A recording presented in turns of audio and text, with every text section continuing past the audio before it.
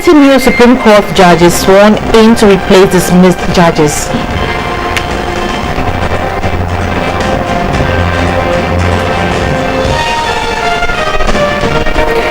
(2016) National Farmers Day slated for October 7th. Time for news are live on GBC24 and DT. Good evening and you're welcome. My name is Yoko Kwakutre. My name is Shelley and Ann Clement Sam is our signer for tonight. Parliamentary reporter for the Daily Graphic, Mr. Mark Anthony Vinoko, has to face the Privileges Committee of the House for what they described as misreporting proceedings. The issue at stake is Constitutional Instrument C194, which was laid last Friday. The Daily Graphic report on the said CI suggested that Parliament had made changes to the CI without having the authority to do so. In the House on Friday, the Speaker, Edward Do Ajao, directed that Mr. Vinoko be brought before the Privileges Committee. The Speaker, I drew your attention to it and said that I did not want to report him to the Privileges Committee, but I wanted the wrong, misleading and misreported and distorted reports that scandalized Parliament, that made us look like we had, behind the back door, changed a CI, from the content of the CI, when in fact what was laid was different, and made us a laughing stock in the eyes of the public to be changed. That's all we wanted. Mr. Speaker, who is the third most important person in Ghana, plus the leadership of Parliament, called this reporter to his inner chamber to advise him that the best way is to withdraw what you have done and put the facts correctly. That in laying of a CI and an airline, and with the history of airline 1983 behind us, when the Supreme Court had to rule about the changes that were made to it that were unconstitutional, to ensure that Parliament will, together with the sponsors of the airline or CI, like the Attorney General and the committee, consult and make all the changes before it is laid in Parliament. And that's exactly what happened in this particular CI. All the consultations were done, and when Parliament was satisfied that everything was okay, it was laid on Friday, gazetted, and the copies printed to members and distributed on Monday.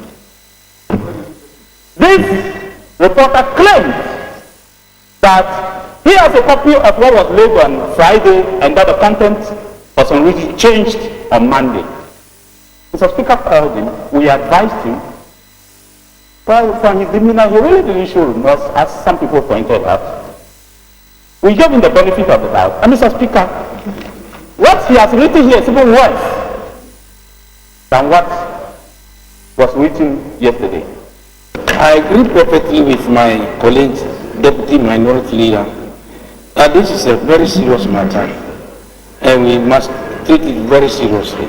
If we should summon him before or we send him to Privileges Committee, we will be dignifying him. We will make him popular. The thing is clear. He does not want to take advice, he does not want to learn and know the proceedings or processes in this house.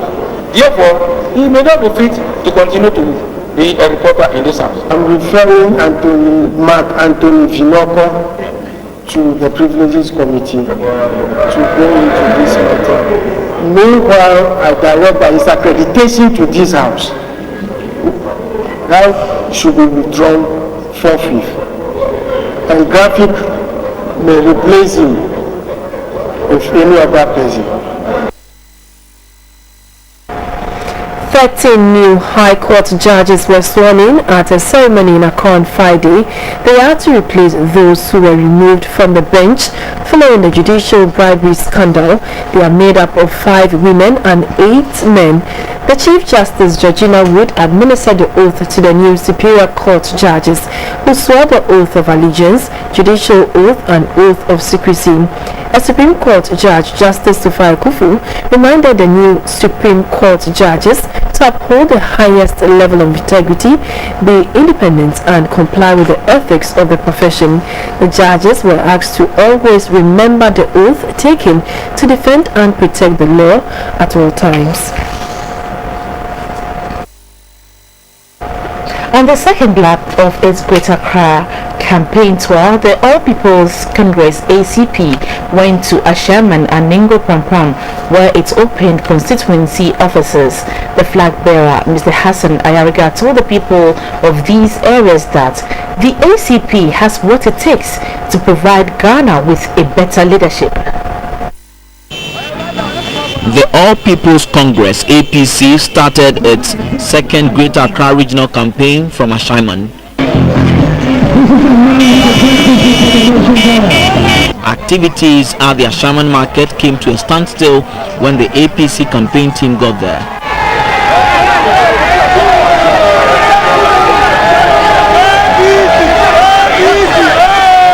The APC flag bearer, Mr. Hassan Ayariga, distributed party t-shirts and paraphernalia.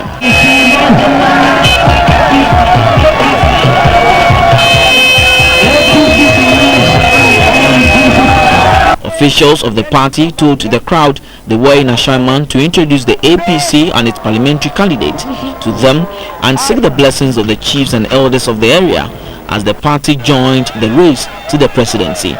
Mr. Hassan Ayariga told the crowd that the APC would lead a campaign to abolish the winner-takes-all democracy currently being practiced in Ghana. Ghana is not suffering because NDC is in power, but Ghana is suffering because the good people of Ghana are quiet. That is why we are suffering. So we are embarking on a Come on Board tour. The Come on Board tour is an opportunity to give everybody equal platform to join the APC so that we can salvage Ghana together. Before opening the APC office in Ashaman, Mr. Ayariga made whistle stops at two places, both in Ashaman Muslim community, where he said if elected, the APC would form an all-inclusive government to improve the lives of all Ghanaians.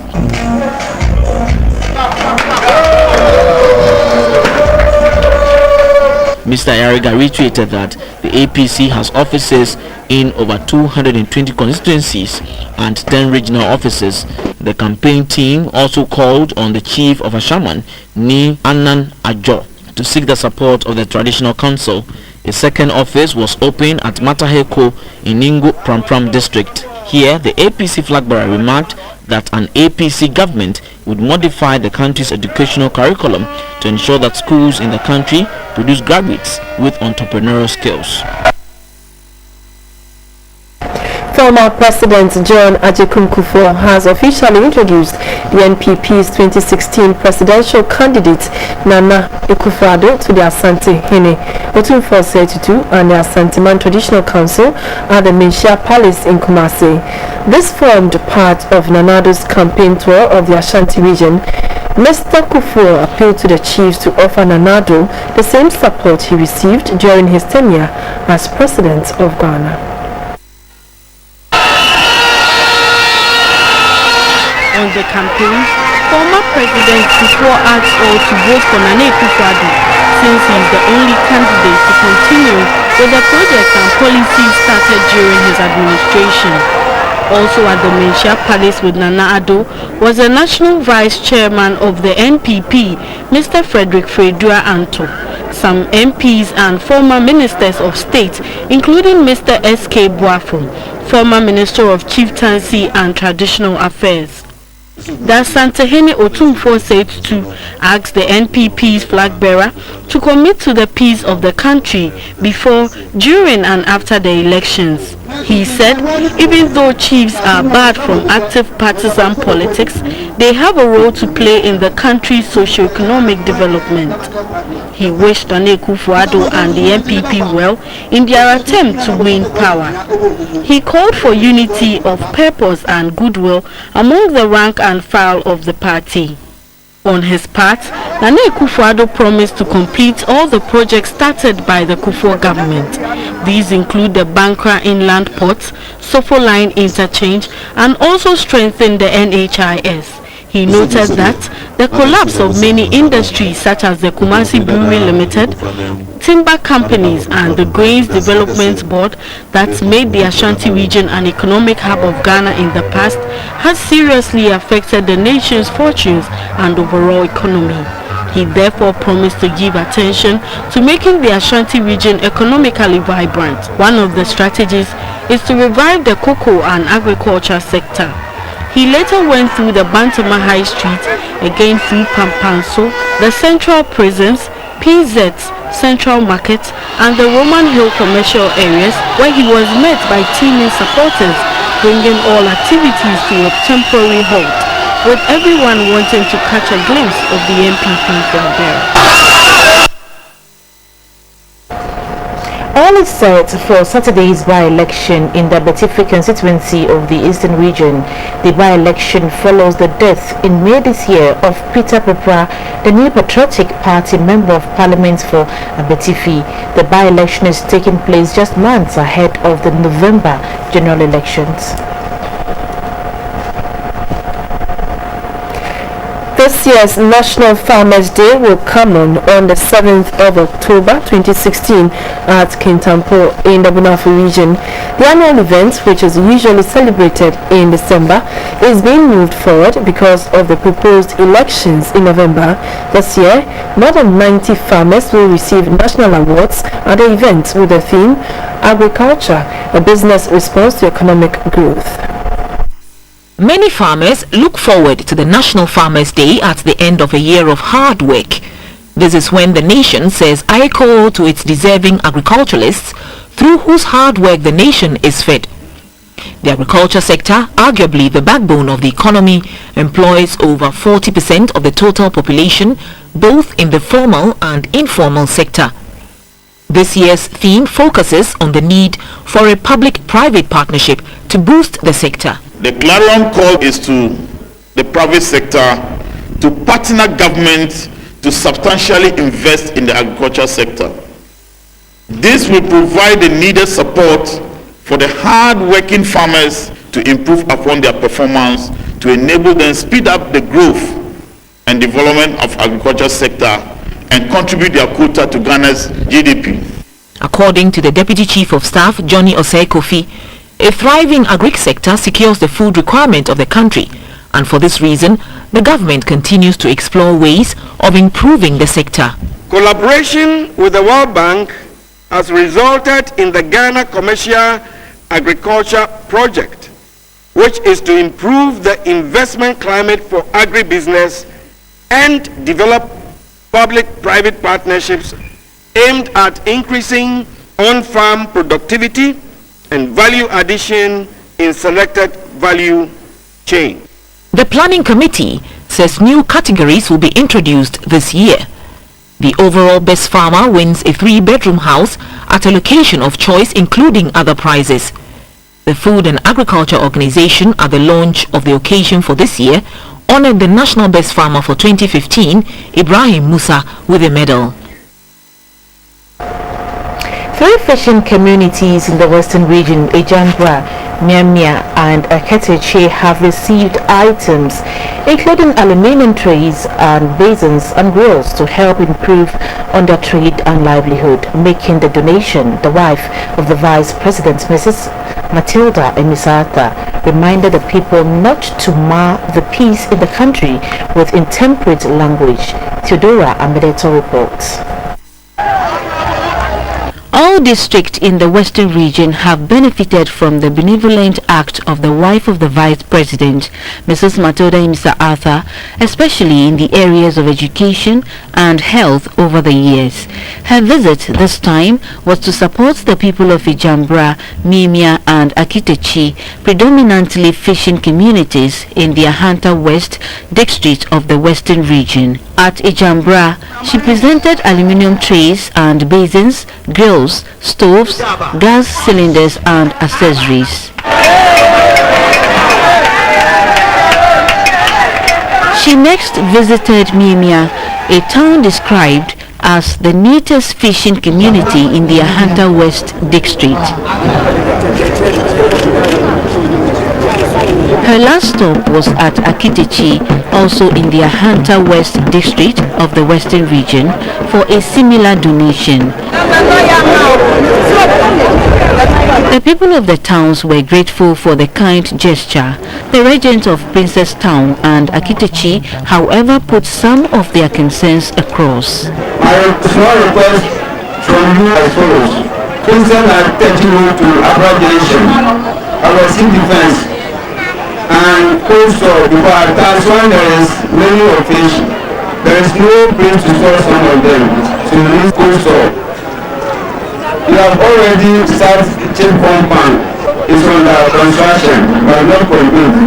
You want particularly started to complete for us. Mr. Arthur says the donation is in appreciation of the hard work of fishmongers who contribute to the nation's food basket.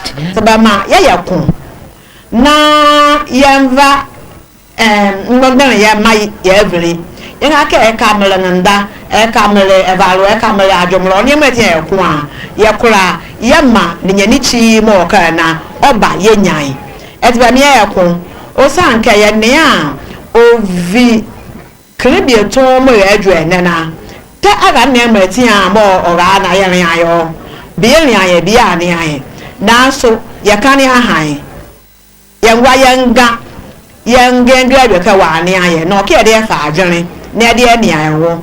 encouraged the people to live in unity and harmony to sustain the prevailing peace.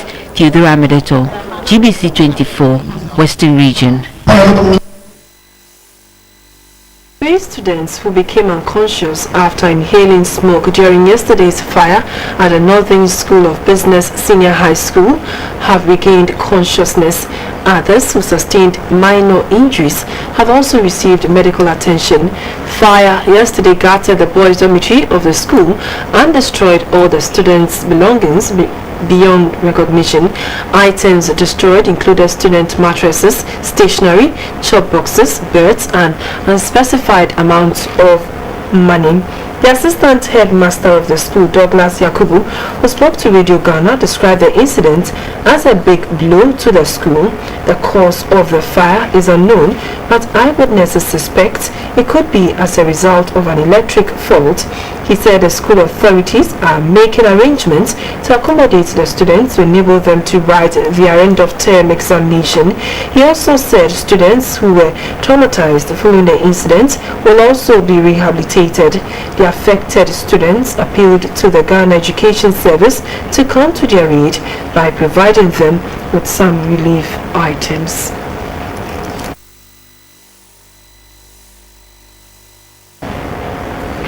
It's not the news on GBC24. We have business coming up. Please stay with us.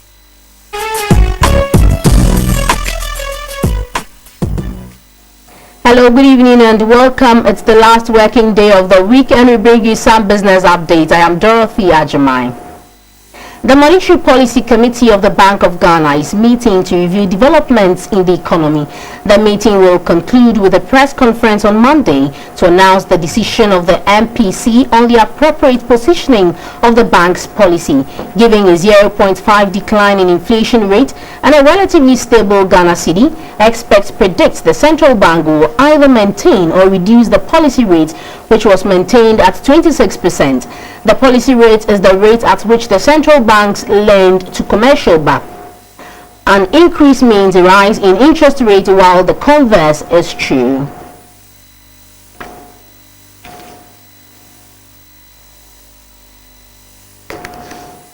Moving on the 18th of next month, Ghana will receive the first oil from the 10 fields. An estimated 300 million barrels of oil is expected to be extracted 4,000 feet beneath the seabed for 20 years, 80% of which is oil and 20% gas. This was announced in Takoradi after the media toured the facility.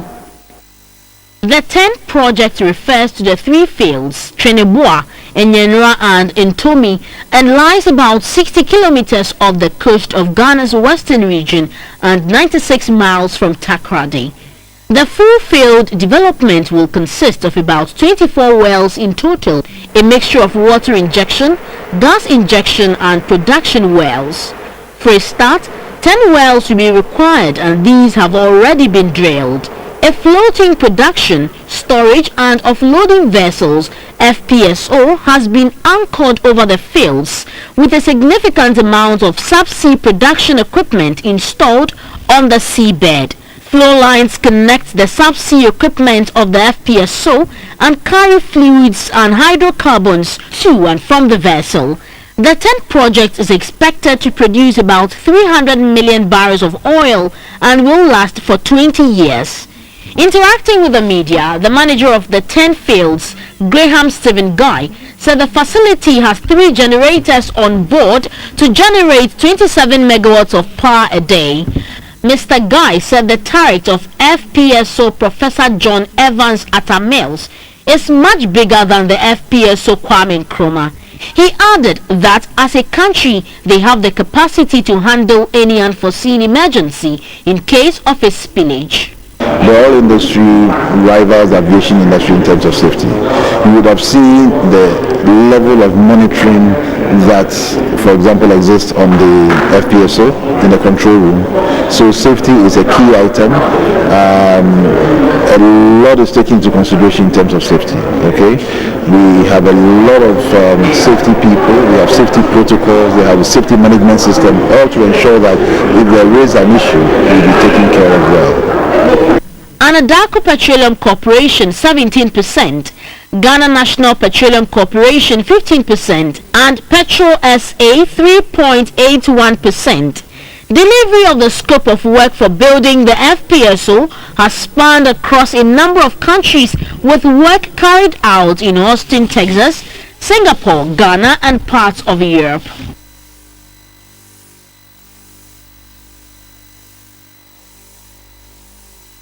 Meanwhile, the Jubilee partners are set to meet in London next week to decide on the best option to fix FPSO Kwame Nkrumah's faulty turret. This has resulted in a reduction of oil volumes by 50,000 barrels. Talo, the leading operator of the Jubilee fields, is considering 2 options: repairing the faulty turret on site or moving the vessel to a shipyard outside Ghana. We still haven't concluded whether the vessel will be actually taken out or it will be repaired in situ, or whether we would abandon the bearing the turret and just have a permanent spread mooring of the vessel. These discussions are going to take place next week. The partners are meeting in UK, in Talo's Chiswick office. And we have already met in Houston. We've met with the manufacturers and the turret designers and the developers of the turret. So there are solutions, but we will be able to take a decision sometime next year as to Krachi Rural Bank has officially opened at Ketekrachi in the Volta region. The bank was established by the junior people of Krachi using part of their share of a VRA compensation having suffered flooding during the construction of the Akonsombo Dam. The Krachi Rural Bank is the first and only rural bank in the Krachi West district, although the district is one of the oldest in the country, dating back pre-colonial era. It was established by the Nchunyai clan of Krachi with part of their share of the VRA compensation as a result of the flooding of the ancestral homes and land during the construction of the Akonsombo Dam. After meeting all requirements, the board had a license from the Bank of Ghana to start operating a rural bank. As part of the celebration, there was a float through the principal street of Ketekrachi at Edeba to officially outdoor their newly established Krachi Rural Bank. The officials of Apex Bank assured them of their support to prevent it from collapse. The Chonkewura Dasibre Kwame Bunja, the paramount chief of Chonke division in Krachi traditional area, who chaired the function, advised all Krachi people to see Krachi Rural Bank as their own and encouraged them to make good use of all its services. Mr. Israel Adom is the manager of Krachi Rural Bank. We have overdraft for salary earners, overdraft for pensioners. It's also there. When you can take this money in advance. When your salary comes, it comes to clear. We'll take our money and then we'll give you overdraft. So it means all the time there will be money in your pocket. Mr. Jackson Bewa Donko is one of the founding fathers of Kachi Rural Bank. We granted scholarship to about 16 of our youth and a lot more which cannot be mentioned now. So my vision is that we should have something which the future posterity will come to benefit. That is why we brought this bank, the establishment of this bank into mind. Nana Amewamele Abua II is the Mankrado of Krachi traditional area and the current head of the Intunyai clan. He is also the board chairman of the Kachi Rural Bank. He said it was important for generations unborn to benefit from the VRA compensation and know about the sacrifices of the Intunyai clan, hence the establishment of the Kachi Rural Bank to serve as a monument. The Kachi Rural Bank is established to grow equity for present and future generations. Therefore, on behalf of the Intunyai clan, the board is inviting all well-wishers and interested people, especially market women, self-employed, to come and buy more shares for us to grow together. You're watching the major news, and this is the business segment. Let's have the CD's performance of the interbank market.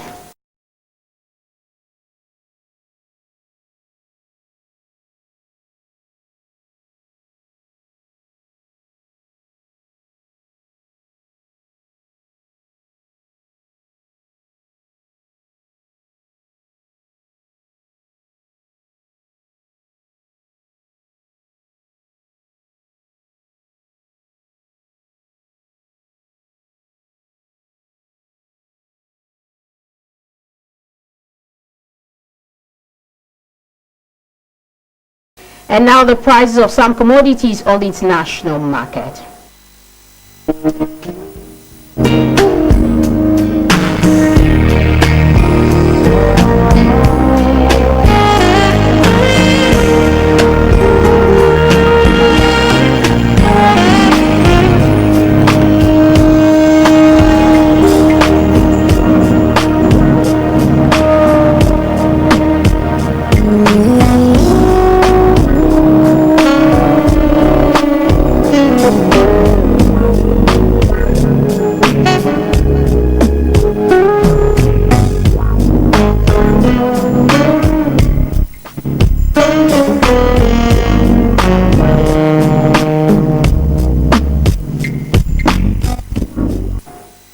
This segment was brought to you by Airtel and Ernest Chemist. Coming up is insurance news.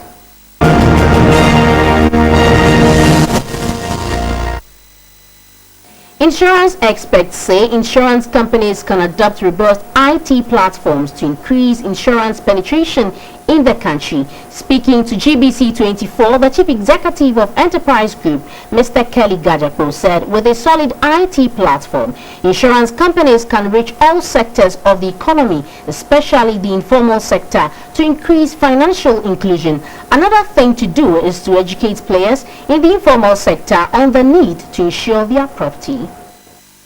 There are certain laws, certain categories of insurance that are required by law.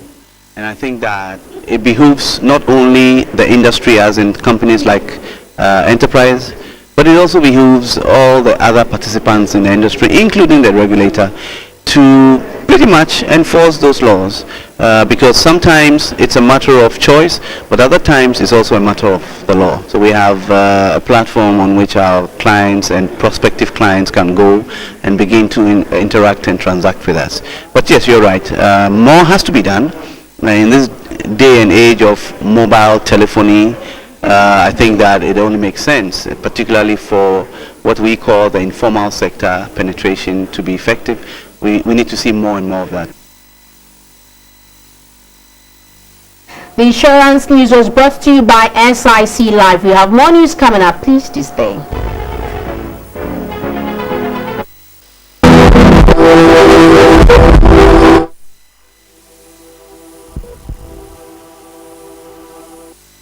Welcome to the health segment. At the annual general meeting of the College of Pharmacists in Accra, the focus was on prioritizing research in the various training programs at colleges for specialization.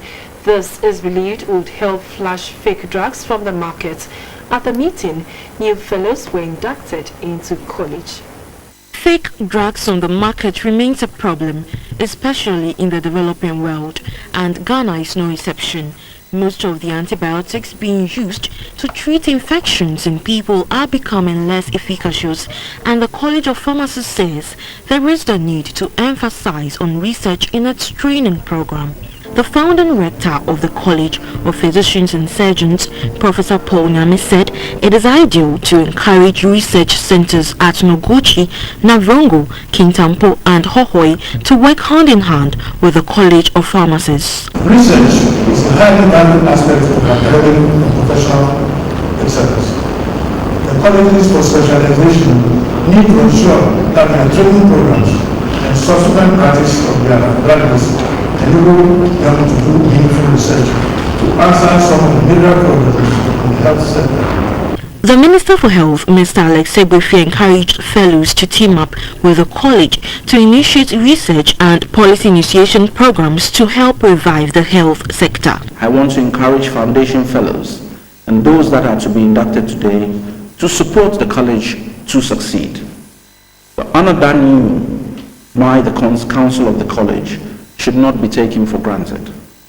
For those of you who have the capacity to support the college as trainers, receptors, and facilitators at various academic and non-academic programs, please avail yourselves. 51 new fellows, who are the second batch, were inducted into the college. These fellows are expected to come up with outlines and suggestions to help develop a 3-year strategic plan for the college. This college has been set up so that we don't just sit back on our laurels, but to improve on ourselves so that we can be more efficient in improving the healthcare delivery system as pharmacists. Generally to train people in specialized areas of pharmacy practice to team up with the other healthcare professionals in providing health care for Ghanaians.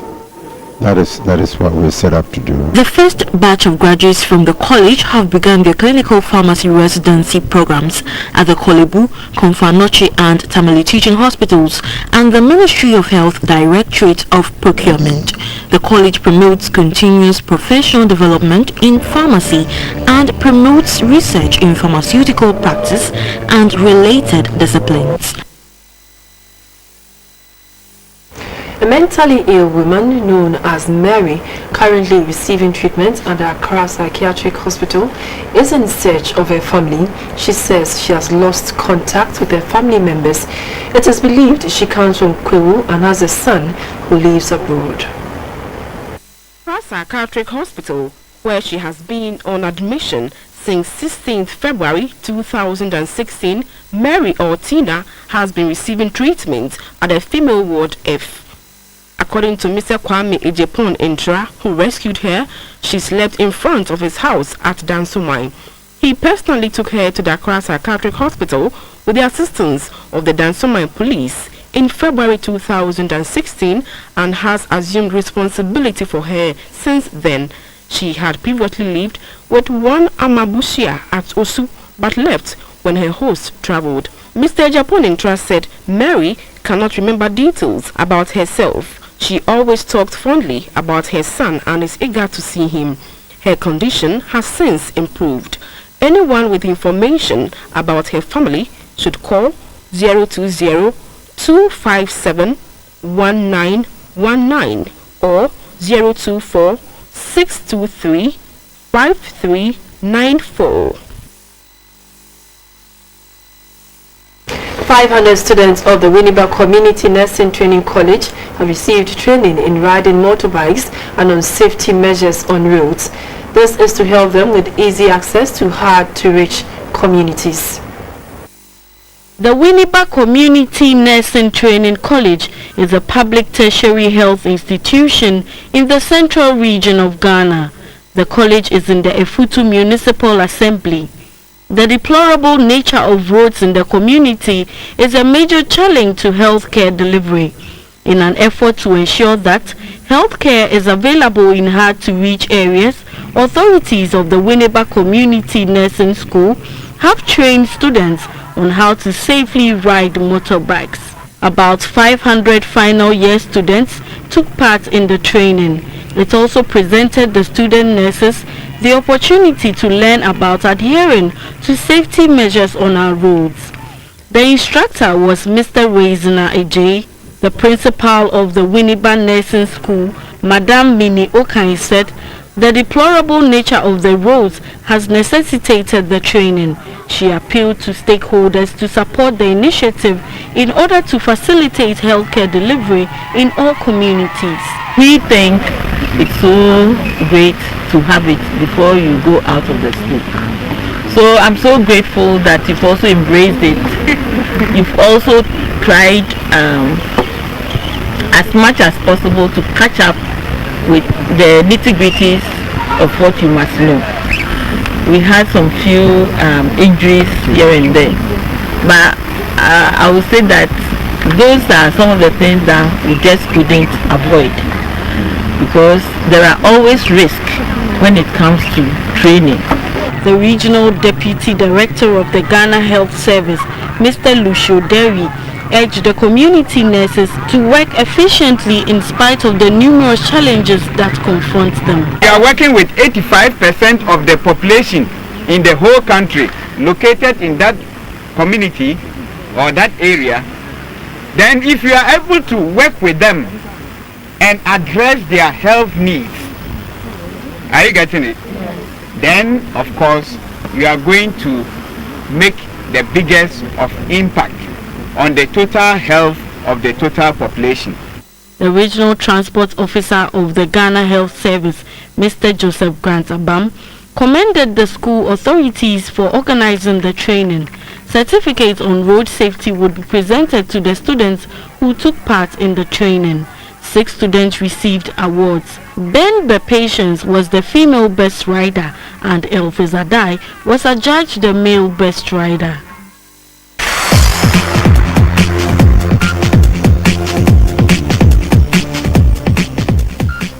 So bring you some updates from happenings in the world of sports. I'm Theophilus Sampa. The Ghana Olympic Committee has announced Ghana's team for Rio Olympic Games, officially known as the game of the 31st Olympiad, to be held in Brazil from the 5th to the 21st of August. The team comprises 16 first-time Olympians after the sport of athletes produced 11 qualifiers to join 2 swimmers, Kaya Forsing and Abeku Jackson, 1 weightlifter, Christian Amoa, a judoka, Zandra Zogedi, and a boxer, Abdul Wahid Omar. Omar was one of Ghana's 2 bronze medalists at the 2014 Commonwealth Games. From athletes, the team comprises 6 individual qualifiers.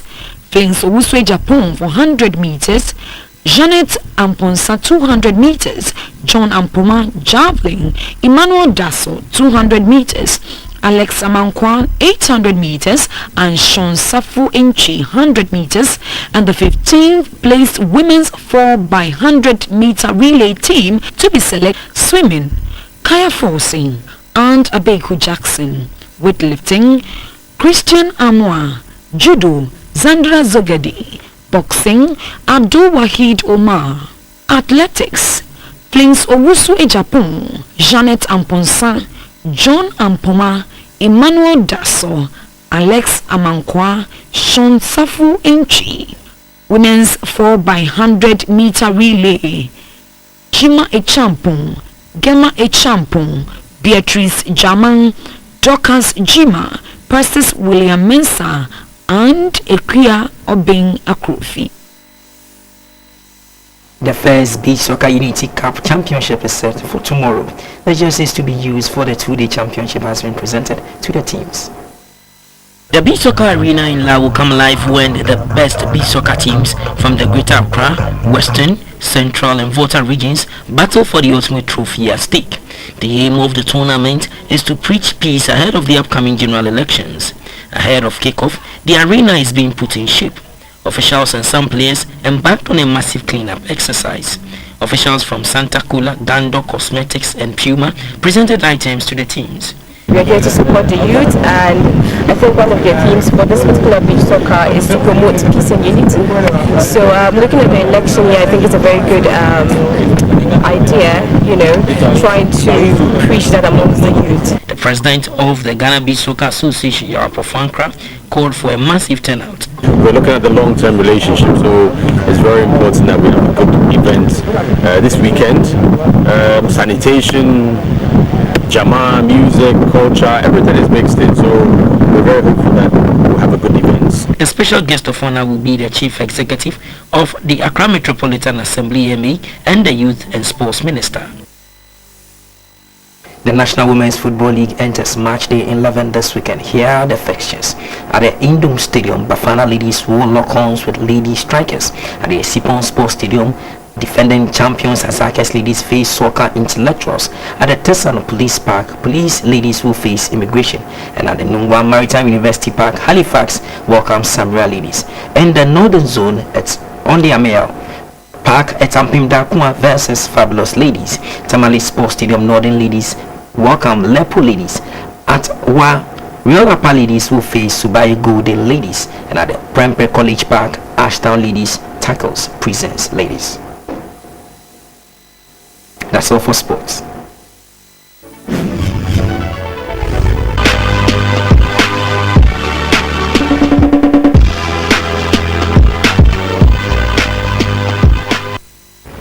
Time now for some entertainment news. Singer and songwriter Danny Nete has passed on. The renowned Ghanaian gospel artist died in the early hours of Friday morning. Than a song, more than a song, I give to you. Danny Nete was one of the pioneers of gospel music in Ghana. Danny Nete was recently honored for his contribution to the gospel music industry at a ceremony in Accra. He began his music career with his own group, Danny Nete and Pals, with focus on ministry in secondary schools and churches. Few months back, Danny Nete was in GBC24 and we had a one-on-one chat with him. Here are excerpts of our chat with him. Who is Danny Nete? This young man who is so consumed by passion for music, and most of what he does is in that direction. How many albums, how many singles do you have? Do I even know the count? Koda would know. Okay, your final word, anything you want your fans to know? When the king is in place, we his subjects are taken care of. He makes sure we have work, we have jobs. He makes sure we are protected. There's an army. And listen, you might be worried about finances and stuff. The king has a treasury. All you need to do is understand the principles involved, and you're sorted out. Without an acapella. Acapella, apacella, which one? Acapella. Lord, I believe that all things are possible. Danny Nete died today at dawn. There is no word about cause of death. The musician showed no vital signs of life as at the time he was rushed to a hospital. He was reported active on social media Thursday, only to die the next day today after suddenly taking ill. Well, for the average traveler, getting a facility offering hospitality akin to home away from home is always important, and it is always a relief for a traveler to get decent accommodation for a good night's rest. In our part of the world, the hotel industry faces a number of challenges. The maiden meeting in Accra of the Ghana Hotels Association was to share ideas on the way forward. Hotel or accommodation is always a good attraction for the traveler or tourist. According to statistics, hotels contribute a lot to the national kitty and therefore the development of the economy. Currently, the hotel industry is reeling under pressure and for some on the verge of collapse. To help find workable solutions to the problem and turn around the fortunes of the hospitality industry, the Ghana Hotels Association has organized a conference to talk about key factors standing in the way of growth for the hotel industry in Ghana. The General Manager of Coconut Grove Hotel, Mr. Ralph Ayite, outlined some of the challenges. We as hoteliers, we can't pool our resources together to put an advert on CNN or Al Jazeera or BBC. We cannot. I think that there must be a conscious effort to pull conferences and programs back into Ghana. The PRO in charge of TV license collection at GBC, Mrs. Francisca Labi-Ado, explained why the TV license team was part of the conference.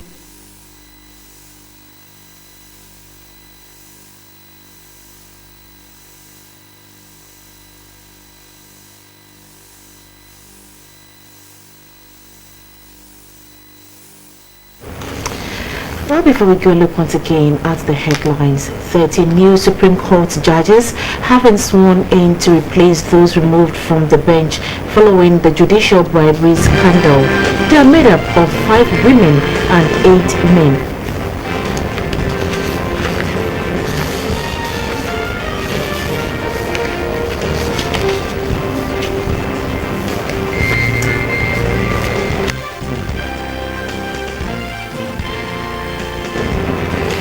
This year's National Farmers Day comes off on the 7th of October 2016 at Kintampo in the Gunafo region. The annual event, which is usually celebrated in December, has been moved to October because of the proposed general elections.